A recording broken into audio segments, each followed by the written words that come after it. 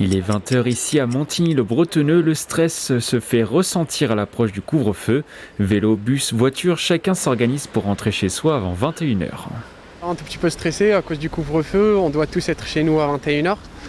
À ne jamais oublier qu'on a un travail, on alterne avec des heures de sport. Du coup, la journée, c'est compliqué de finir sa journée à 21h. Il faut vraiment être à 1 heure chez soi et si on dépasse de quelques minutes, on peut se faire prendre.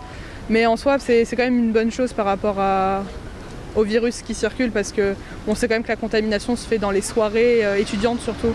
Depuis ce matin, on se dit ce soir il faut rentrer à 21h. C'est compliqué, voilà, il faut s'organiser. C'est très compliqué. Parmi les personnes touchées par le couvre-feu, les restaurateurs, ici, chez ce kebab, dernier repas à 20h30 avant le baisser de rideau. À une centaine de mètres, même constat dans cet établissement de Montigny-le-Bretonneux. Si d'ordinaire, le samedi soir, la structure fait entre 40 et 50 couverts, ce premier samedi de couvre-feu seulement, une dizaine ont été servis. On va essayer quand même développer un peu l'emporter, comme on l'a fait ailleurs sur notre restaurant de Chavenay. Mais malheureusement, on ne sait pas. Si les gens ne viennent pas, nous on dépend des clients et s'il n'y a pas de clients, pas de chiffre d'affaires. Il est désormais à 21h, le couvre-feu a débuté il y a quelques instants. Comme vous pouvez le voir derrière moi, les Yvelinois jouent le jeu et les rues sont désertes. On croise seulement des voitures sur la route. Patrouilles de voies publiques et opérations de contrôle se sont organisées. Objectif, vérifier les attestations de dérogation. Elles permettent de circuler dans l'espace public entre 21h et 6h du matin.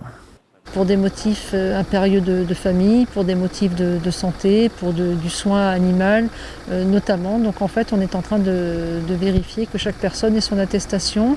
À partir du moment où vous avez une mesure aussi importante que le couvre-feu qui est mis en place, c'est qu'il y a des raisons sanitaires majeures et qu'il est important, nécessaire de montrer à la population que des contrôles sont effectués pour que le civisme soit constaté. Et là, ce soir, nous le constatons avec enthousiasme.